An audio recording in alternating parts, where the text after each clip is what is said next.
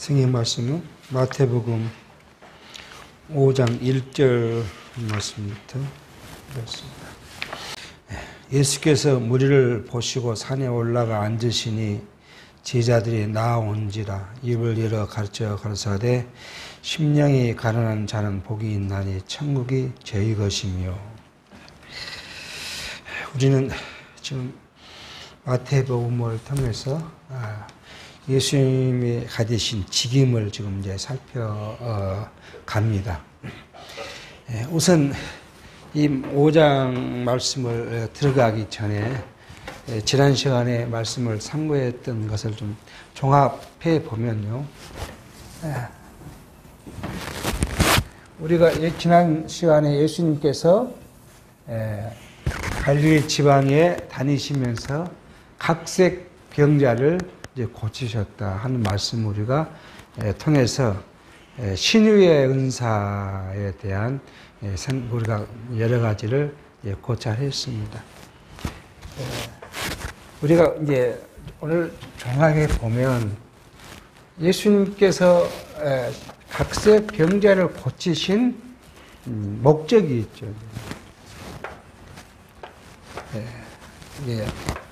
예수님께서 신유의 은사를 베푸신 목적이 있습니다. 이것이 뭐냐면 첫 번째는 뭐죠? 구약의 예언을 성취하신 것입니다. 그래서 누가요? 예수가 그리스도이심을 이제 우리에게 확증시켜 주시는 이 말씀입니다.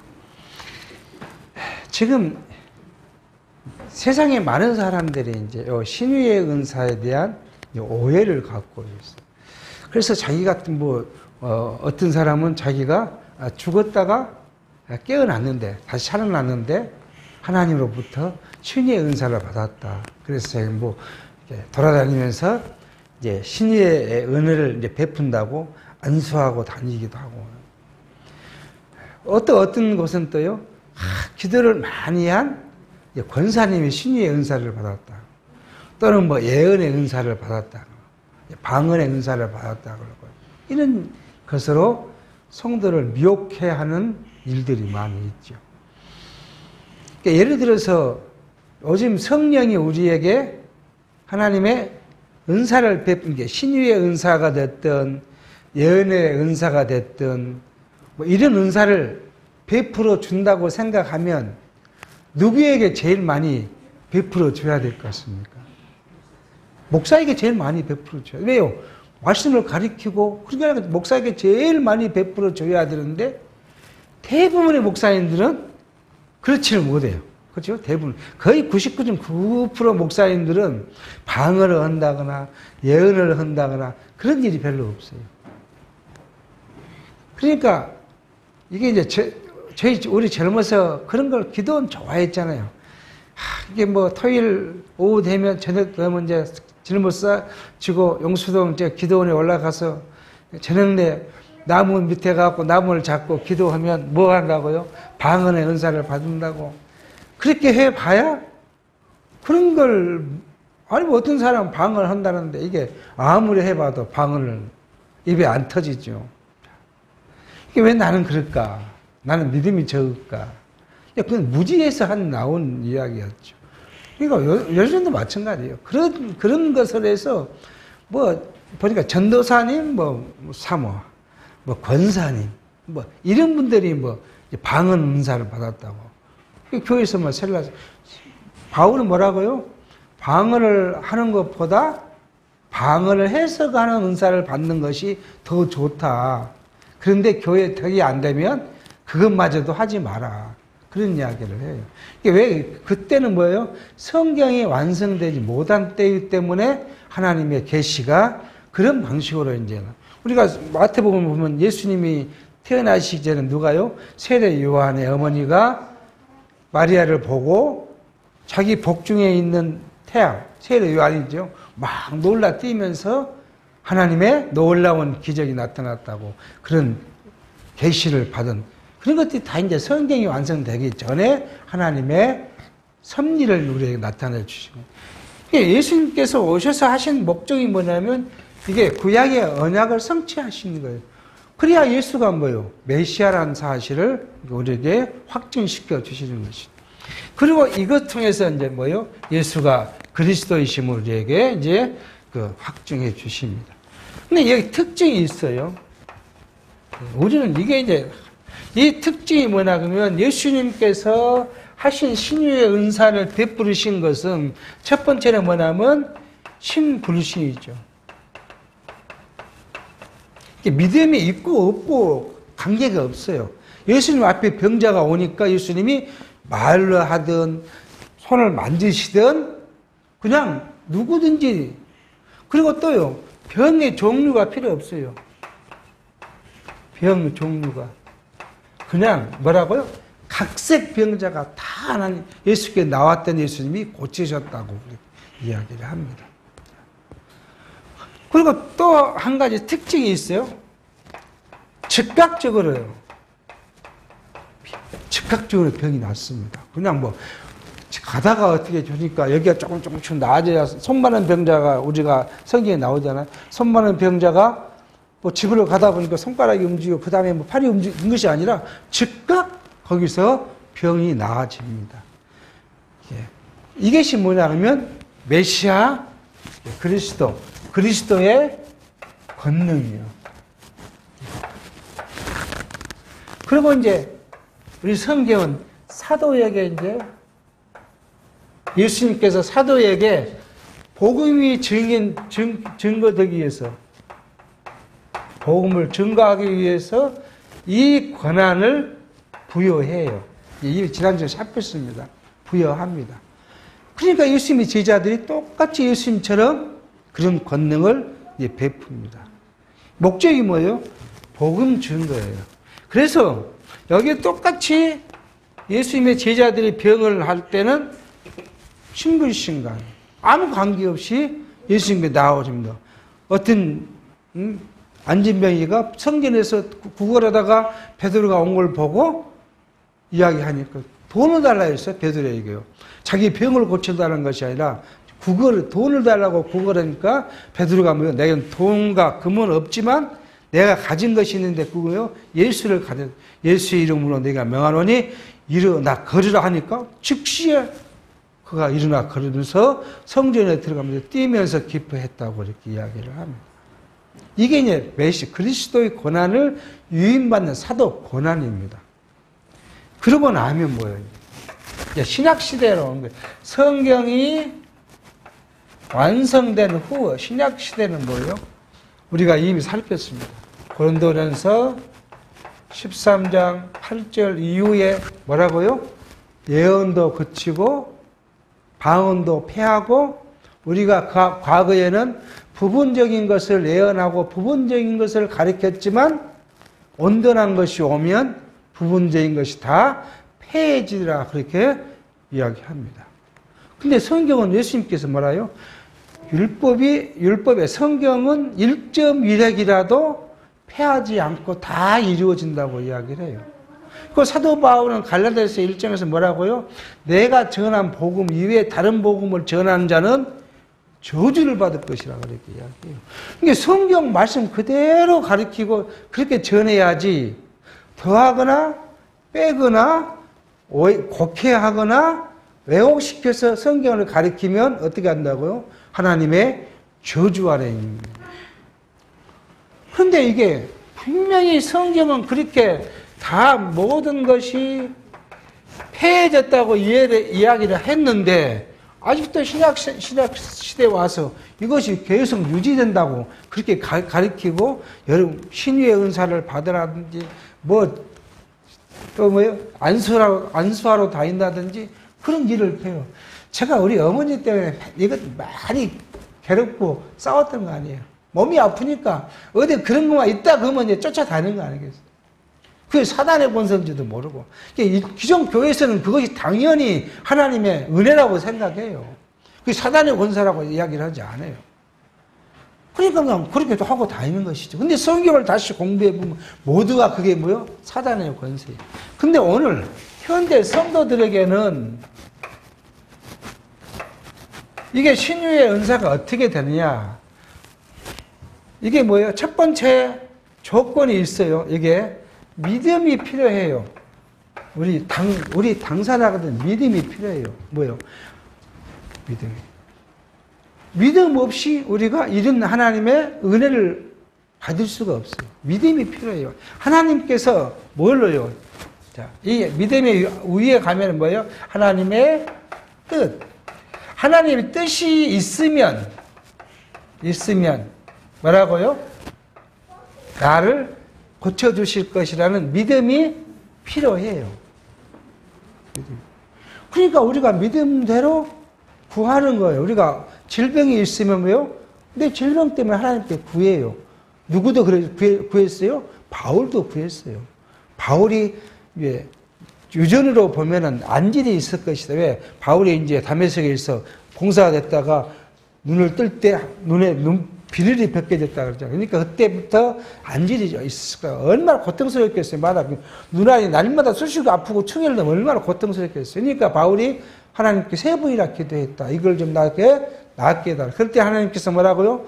내가 받은 은혜가 족하다. 그러니 내 병은 너 가. 그러니까 바울이 뭐라고 고백하냐 하면 그것이 이 병이 나를 나되게 만든다. 나를 겸손하게 만든다.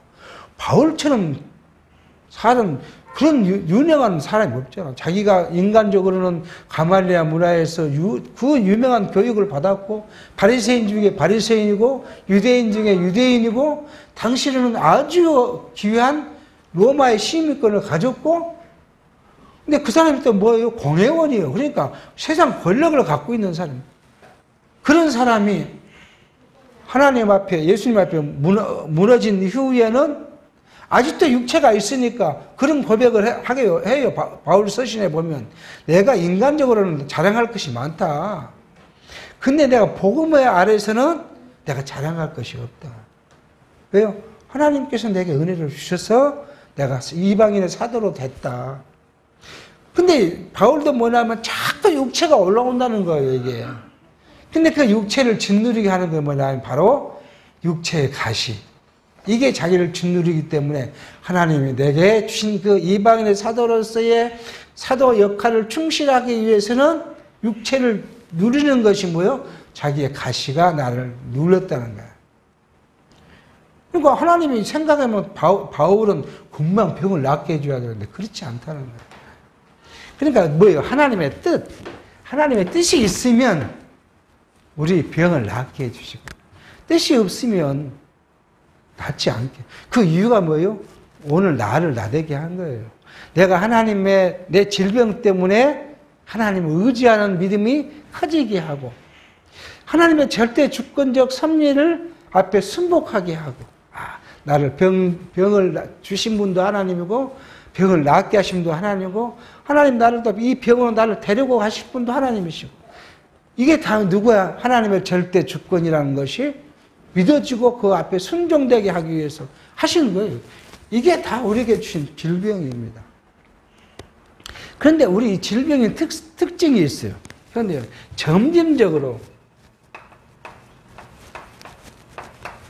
병이 낫습니다. 우리가 기도하고 또 우리 지체를 위해서 기도하고 믿음으로 기도했을 때 하나님의 뜻이 있으면 우리 질병이 점진적은 나아집니다. 이것을 야고보 선생님 뭐라고 하냐 그러면 야고보서 병든 자가 있거든 장로를 청하여 기름을 바르고 기도하라 그래요. 이 말은 현대로 말은 뭐라고요? 병든 자가 있으면 병원에 가서 진찰을 받고 약을 먹고 하나님께 이 약이 의사가 내 병을 잘 진단해서 잘 약을 처방해서 낫게 해달라고 기도하는 것. 그 말이, 그 해석이 그 말이에요. 당시의 기름은 뭐예요? 약이었어요. 하고 2000년 전에 그때는 무슨 지금처럼 약이 있겠습니까? 그냥 기름을 바르고 소금을 먹고 포도주를 쓰고 이런 것이 다 약이었어요. 그러니까 현대로 해석하면 병원에 가서 진단받고 약을 타서 먹고 그러면서 하나님 뭐요? 이 약이 중심인 것이 아니라 이 약을 통해서 뭐요? 내게 은혜를 베푸셔서 질병을 차츰 낫게 해다. 이게 우리 믿음의 기도고 병든 자에게 우리가 지체를 위해서 한 기도예요. 그런데 이게 지금 뭐예요? 사단이 뭘 한다고요? 그리스도의 권능을 베풀어요. 마지막 때는 이미 우리가 지난 시간 마지막 때는 이 사단이 와서 예수님한테 이야기합니다. 예수님, 내가 예수님의 이름으로 선지자노를 하고 예수님 이름으로 병도 고치고 예수님의 이름으로 능력도 행하고 표적도 행하십니다. 그러니 나를 어디로 보내달라고요? 천국으로 보내달라 그 말이에요. 이유는 그러니까 예수님이 말하고요. 이 불법을 행한 자들아 내가 너를 도무지 알지 못한다. 그러면서 계속 예수님께서 마지막 때 그러는 것이 비일비재 일어날 거다. 사단의 거짓 선지자가 나서 내 이름으로 병을 낫게 하고 심지어는 사단이 어쩐다고 하늘에서 불이 내려가지고 여러분 우리 앞에 사단이 다 무슨 뭘 하니까 불이 이렇게 직발적으로 떨어져서 우리 땅을 확 태워버린다면 얼마나 우리가 놀라겠습니까? 이 사람이 권능이 있고 따라갈 수밖에 없잖아요. 그런다고 이야기를 해요. 그런다고 사단이. 그런데 이 이유가 뭐예요? 믿는 자를 미혹하게 하려. 사실 믿는 자라기보다는 뭐예요? 해석의 중심이요. 버림받을 자들이 미혹받아서 사단을 따라가게 하기 위해서. 그럼 그 사단이 권세를 합니다. 그런 게 뭐예요? 여기서 그리스도의 권능, 똑같은 이거죠. 이거예요. 이것을 첫째 행하면 뭐예요? 그리스도의 권능을 행하면 사단이에요. 사단. 근데 우리 안수를 받았어요. 안수를. 예를 들어서 이제 우리는 안수 받을 일이 없겠잖아요. 어디 가면 교인들이 안수를 받잖아요. 안수를 받았으면 즉각적으로 안 낫고 점진적으로 나아요. 점진적으로. 요즘 즉각적으로 낫는 그런 거 있어요. 눈에 우리가 이건 뭐요? 사단이다. 근데 점진적으로 나아요. 그러면 안수자의 능력일까요? 아니면 성도의 기도에 의한 하나님의 은혜일까요? 하나님께 기도한 기도의 은혜예요. 그 안수자에 아무 능력이 없고, 안수자에 무슨 능력이 있습니까? 그 안수자나 우리랑 차이가 없는데. 그런데 이걸로 미혹해요. 성도들을. 안수에서 나왔다고 미혹해요. 그러니까 우리가 영을 분별한다는 것이 얼마나 중요하다는 거예요.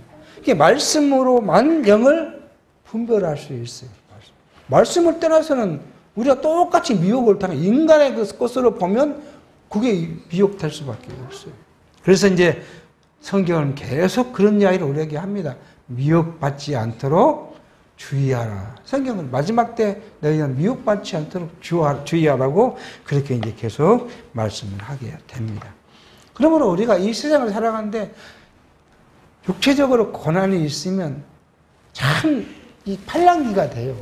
그 팔랑귀가 됩니다. 그래서 이 팔랑귀 때문에 여기를 가면 뭐 나을까? 저기를 가면 나을까? 이 약을 먹으면 나을까? 저 의사한테 가면 나을까? 이게 우리가 육체를 입었기 때문에 어쩔 수 없는 일이에요. 그러나 우리가 아프면 어디 가야 돼요? 병원에 가야 돼요. 병원에. 어디 안수받아도 낫는 것이 중요한 게 아니라 아프면 병원 가고 의사의 진단을 받고 그리고 약을 들여서 이제 물론 하나님께서는 우리에게 어떻게도 하시냐 그러면 의사와 관계없이 뭐라도요 자연적 치료도 허락하셔요.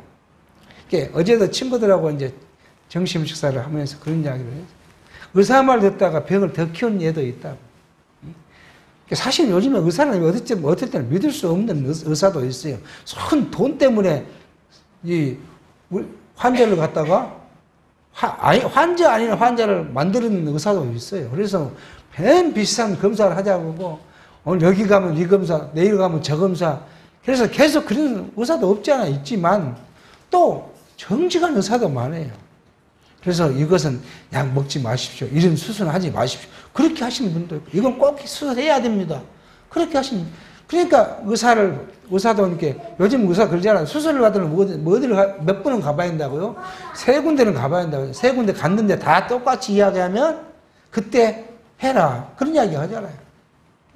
정직한 의사도 있고 돈만 추구하는 의사도 있고 그러나 오늘 현대 성도들에게는 질병이 생기면 어디로요? 병원으로 가서 진단을 받고 병 고침을 위하여 기도하는 거예요. 자, 이렇게 된 그 큰 이유는 뭐예요? 내 몸이 연약할 때 누가 강해요? 예수 그리스도의 능력이 강해요. 그러니까 우리가 내 몸이 연약할 때 가장 의지할 수 있는 건 뭐예요? 예수님께 나아가는 거. 이걸 위해서 우리에게 연약함을 줘요.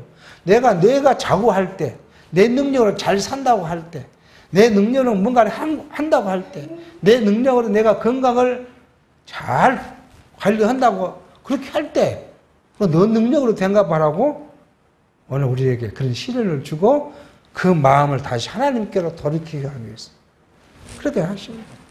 그러니까 우리는 질병이 오는 것이 고통스럽지만 이 질병을 통해서 해석은 뭐예요? 이제 하나님께 우리가 포커스를 맞추는 거예요.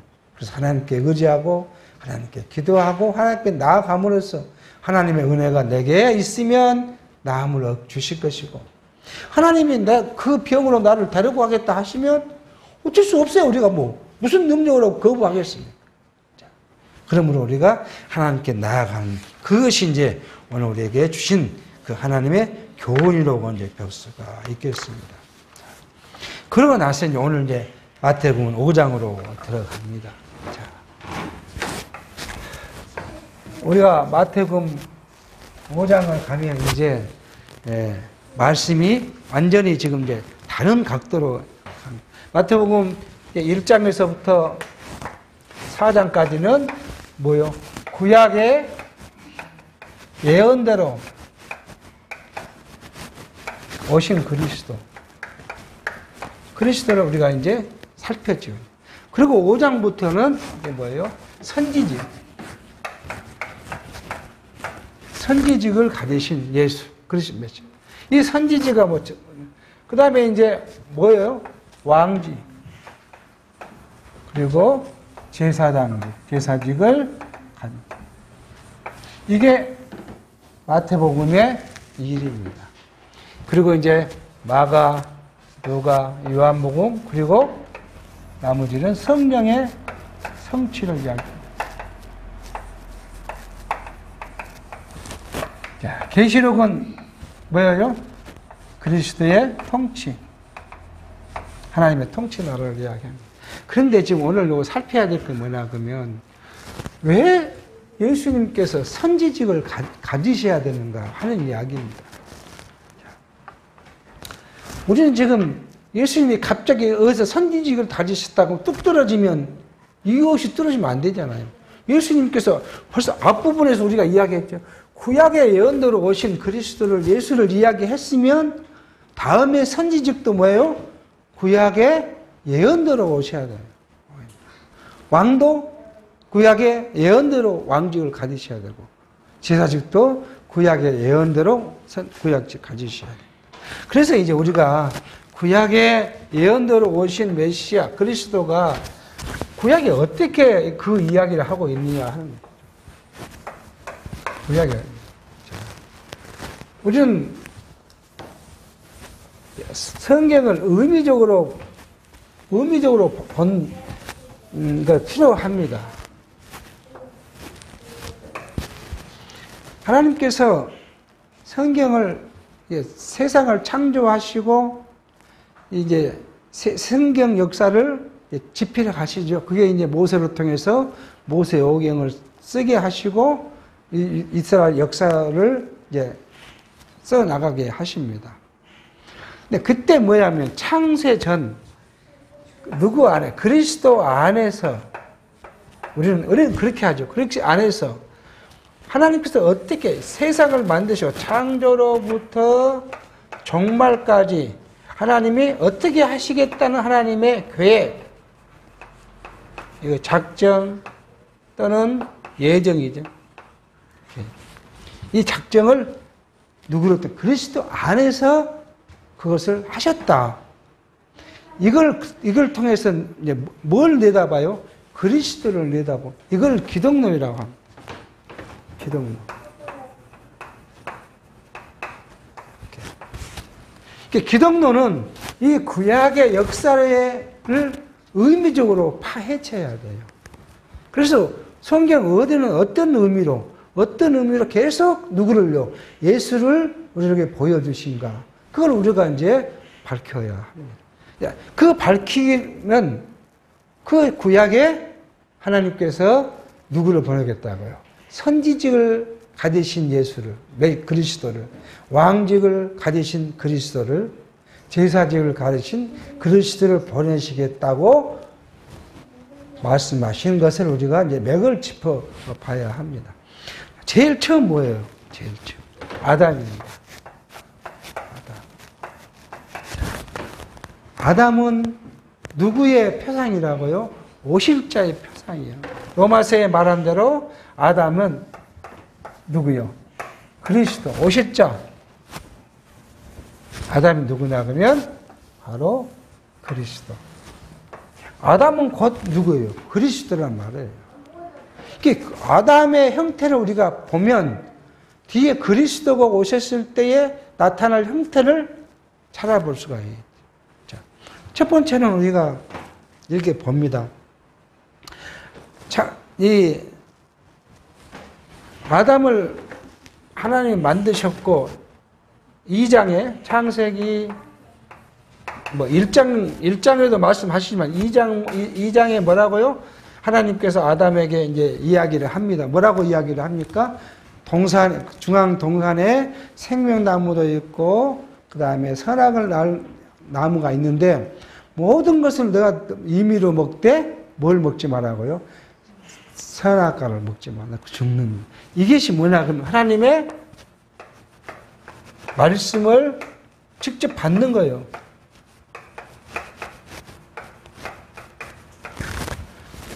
그러니까 이 말은 뒤에 우리가 이 역사서에서 누가요? 역사서 속에서 선지자는 뭘 합니까?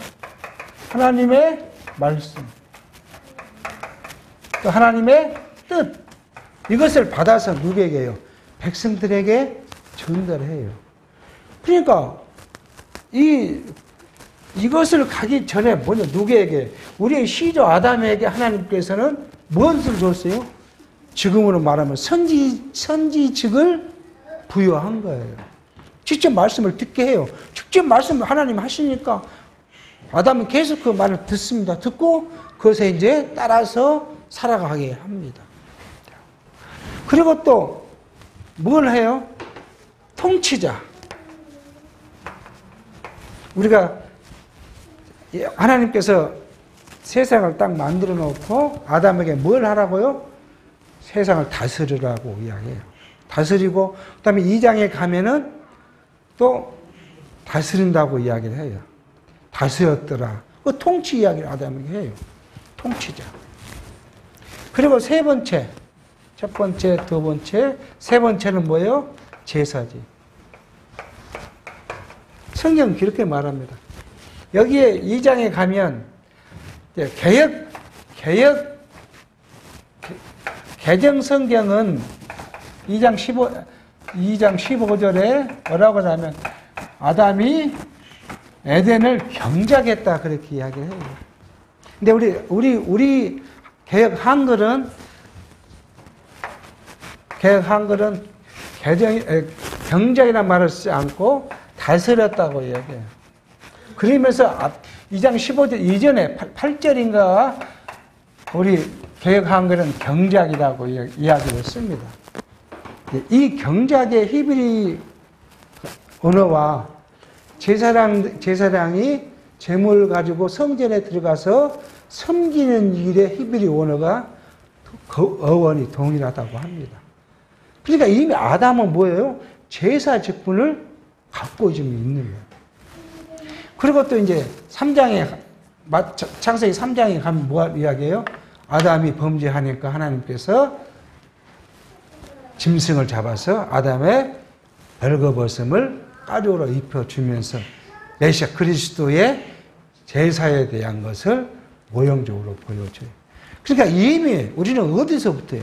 창조로부터, 아담을 만든 창조로부터 예수님께서 오셔서 선지직, 왕직, 제사직을 가지실 것을 모형적으로 나타내 보여주셔요.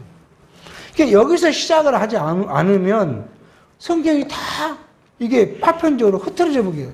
그러니까 여기서는 이런 말하고 저기서는 저런 말 하게 돼요. 그러니까 성경이 창세기 벌써 처음부터 아담을 만들 때부터 메시아를 예정하시고 그 메시아가 와서 하실 일을 예정적으로 보여주시고 있는 사실 이야기합니다.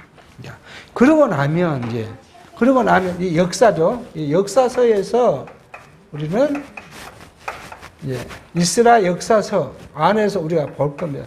그러니까 다윗 왕국, 모세로부터 시작이죠.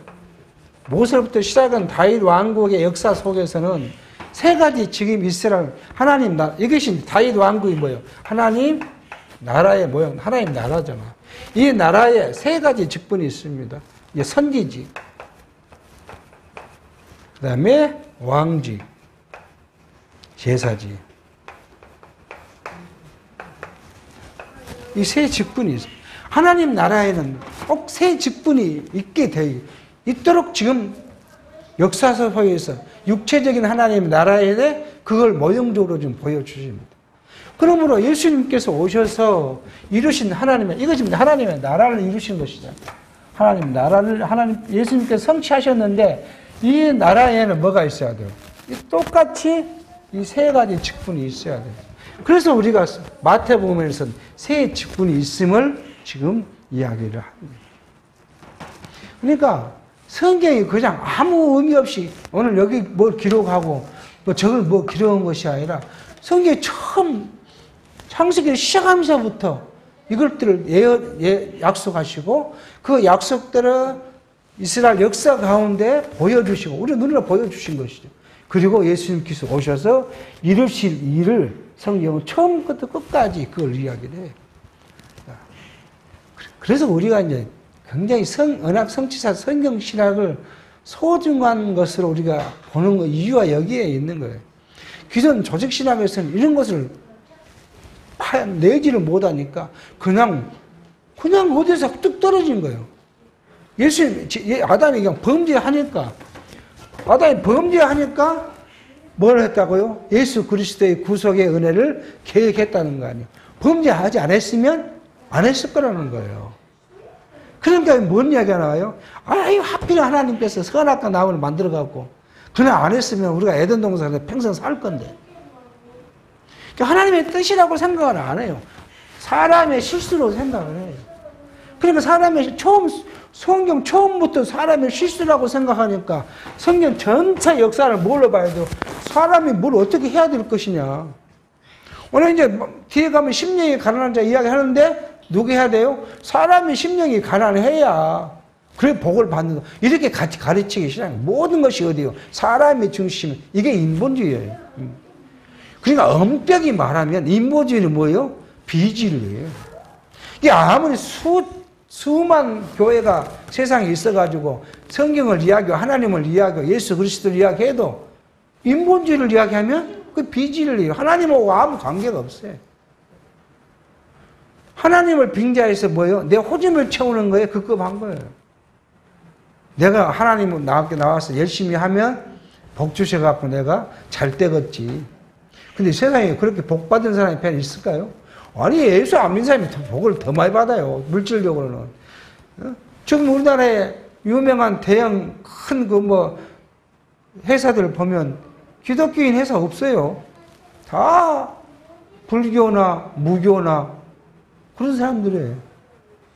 근데 그 사람들 복을 더 받잖아요. 복을. 그러니까 성경을 인본주의로 해석하면 뭐가 안 돼요.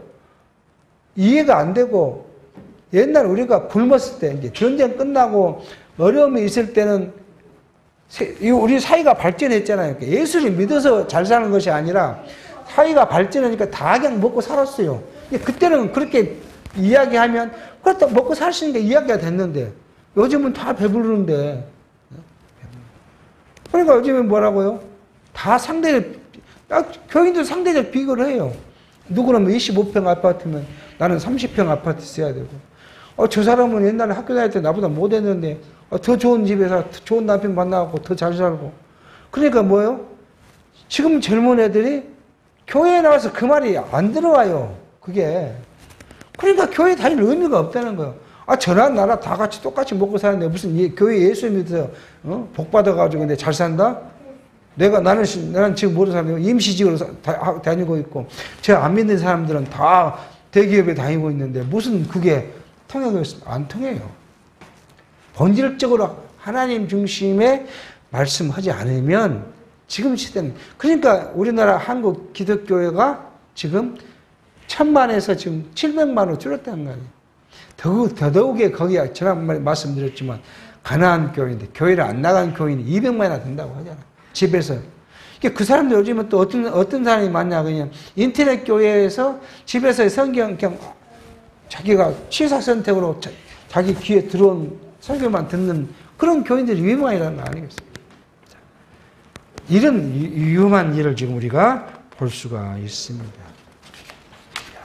그래서 우리는 이제 이 예수님의 삼직은 이미 앞에서부터 창세전에 그리스도 안에서 예정된 일들, 아담을 통해서 구약의 역사 속에서 약속하셨다. 그래서 이제 선지직을 하신다. 이 선지직이 제일 앞에 나온 이유가 있어요. 왕직이 나오거나 제사직이 나올 수 있는데 왜 선지직, 왕직, 제사직을 이렇게 성경이 배열을 했을까? 물론 마태복음을 제일 앞에 나온 것도 하나님의 큰 은혜의 배열이에요. 만약에 마가복음이 먼저 나왔으면 하나님의 아들 이렇게 이야기하고 사역 나오고 번석 나왔다. 그러면 이것이 먼저 나오면 잘 이해가 안 되잖아요. 마태복음이 제일 앞에 나와서 뭐예요? 구약을, 신약을 역사를 전개하는데 구약을 빌어갖고 뭐라고요? 아브라함과 다윗과 그 자손으로 온 예수 그리스도의 세계다. 이 예수 그리스도는 구약의 아브라함과 다윗의 자손은 여기서부터 시작해가지고 다 이야기하잖아요. 이대로 왔다. 그러니까 구약과 신약을 완전히 연결해 놓고 그리고 이제 예수를 이야기하는데 예수도 뭐예요? 선지직부터.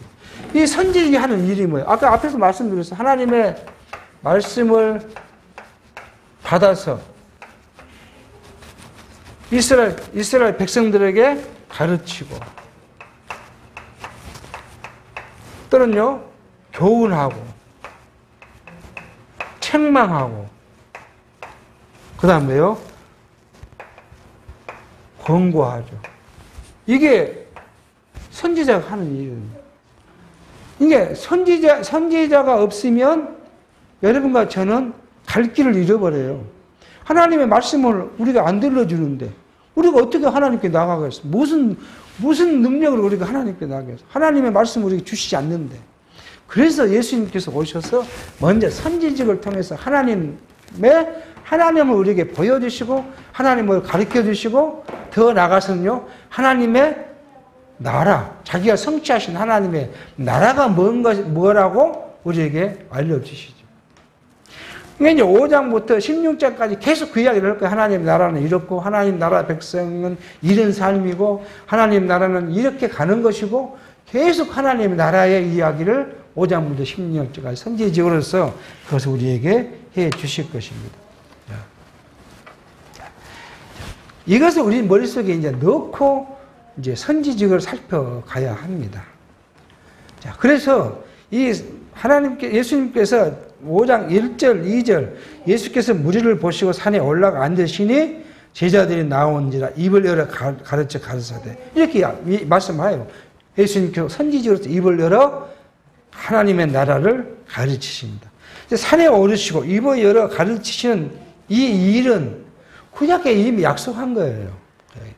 예수님께서 그리스도심을 산에 올라가 가르치심을 확증하신 내용인데 산에 올라는 이사야 선지자 이사야 40장 9절에 아름다운 소식을 시온에 전하는 자여 너는 높은 산에 오르라 아름다운 소식을 예루살렘에 전하는 자여 하고 예언하신 이사야의 예언대로 그것을 이루시기 위해서 산에 오르샤 예수님이 첫 번째 지금 가르치신데요. 산에 오르샤 입을 열어 가르치라.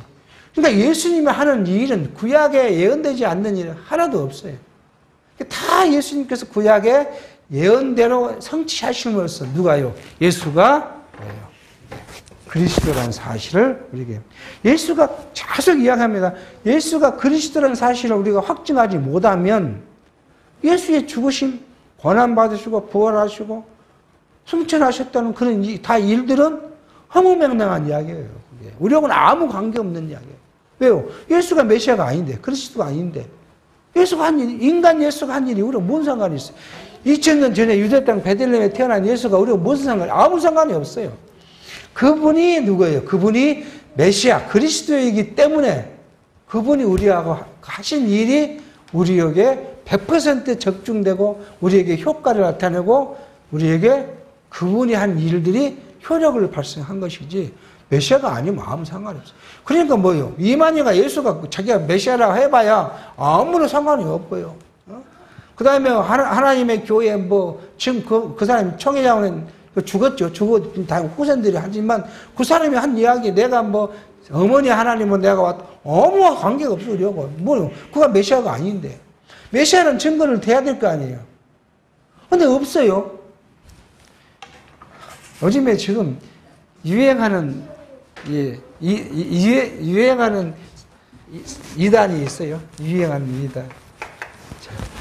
혹시 이런 여러 박혁이란 전도자란 말을 붙기도 하고 전도사란 말도 해요.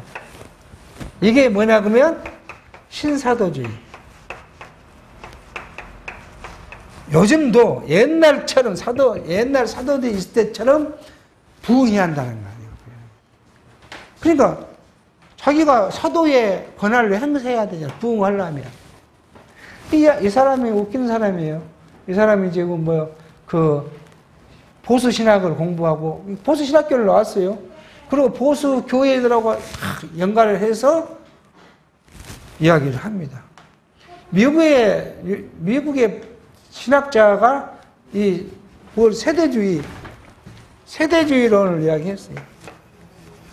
세대주의 종말론을 이야기했는데 이 사람의 영향을 받아가지고 한국의 어떤 목사님이 신사도주의를 했는데 교회가 이단으로 모으니까 자기는 신사도주의를 안 한다. 그런데 그 목사의 영향을 받은 이 박혁이라는 사람이 신사도주의제를 해요. 그래가지고 이 친구 과테말라가 어찌 된다고 예언했다고 그 예언대로 성취됐다고 그러고 우리나라 대통령 수표하기 전에 좌파 대통령이 될 거라고 자기가 예언했는데 예언대로 됐고 그 다음에 지금은 뭐라고 예언하냐 그러면 한국 사람의 50%가 눈물을 흘린다. 그걸 자기가 새로 받은 계시다. 그렇게 이야기를 자기 예언대로 될 것이라는 거예요.